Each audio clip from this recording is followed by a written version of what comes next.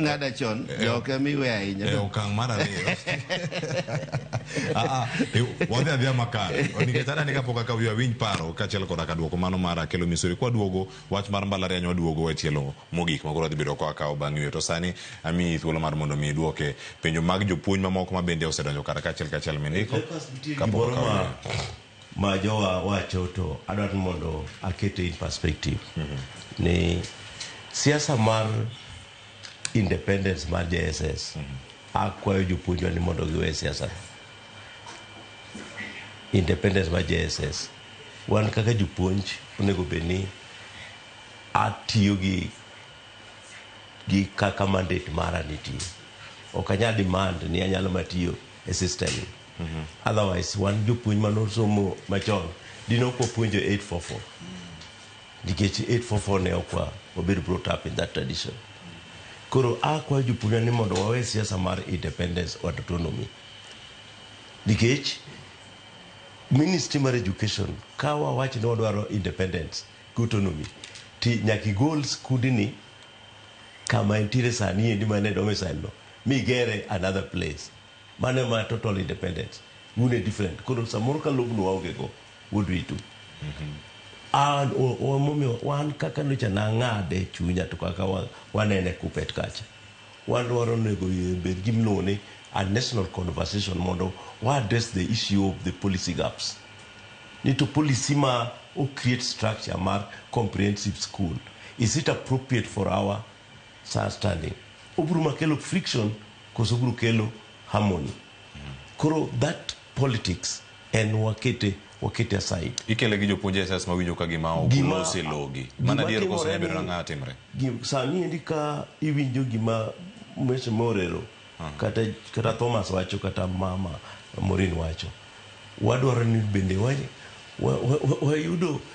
chance mondo nyithindwa odhi sikul to kendo infrastructure yodi ka wadonje siasa mar autonomy and independence to kicheni wadhi create another school and I don't think ni diang wago siasa manyalo deliver wanyalo deliver quality education kata ka university primary secondary and ECD ni under one roof kata gi vice chancellor kaka pinje maoko nitie problem wantiri ukaido ni wa fix little what are the issues in the junior school and where it is mind monego be the minister and one were involved one on the issue of where somebody works one you want to be the end comfortable kind to be chule salary more appropriate kata kupunyo under tree is it possible ni onyalo deliver on the pathways ma ichiwo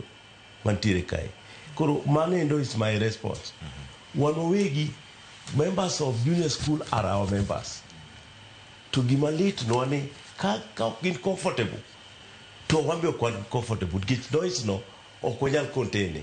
to education be the core comfortable get service ma jogi chiwo koro is being interrupted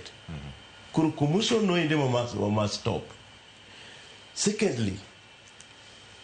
awijo kanga to penjo gimoro ni wan gi 26333 nyeni Cleopas as we talk now early year learning in schools is not a function of national government tido ka chon ne gigi endi skundegi bedo independent centers kata churches emana provide learning in nursery schools but currently every primary school has got a nursery school they need a nursery ano kadhi nursery wano pimuno wiwani chako primary bange no to no adu waneno kanti nursery schools to ne gin mana church marwa mana ofago to bange koro ne chakoro gibire school ma KICD oloso a unified curriculum koro jo ECD are now in our primary schools. I don't think there's a secondary school with ECD center, but you look at your must be support and county government emone go beni chiwo infrastructure kan kendo ndiko jopuonj kan poka winjo kan tie wo and give begin na two distinct classes. I would wish to ask our colleagues in the junior school, ne wa address the issues. Kadiponi ogin enable the facilities ten.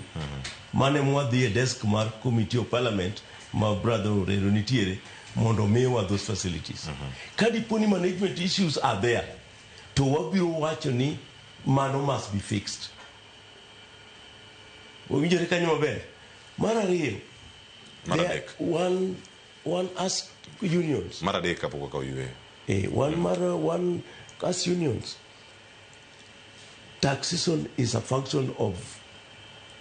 parliament, not ours. And therefore, wanyalo mana penyo to taxes mwachiwogi.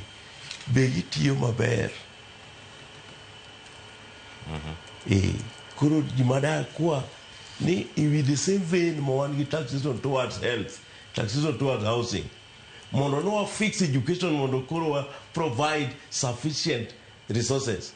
Wabid mlagi taxation to support education. Ero kamano. Ada ni mapano ikanyo ka to kama duogo waranga ne opara machielo mano mag somo eta somo bacho kama tingo TVETs kod mbalariany mapacho kaen kod mojangin bende okowegi okwechiendo ni mano marango child sector mar somo kae ma osewachi ni funding model osebedo ka inyo jonyuol kod jopuonjre mamoko mapono ikete banding ma opogore kar kae to jonyuol wachango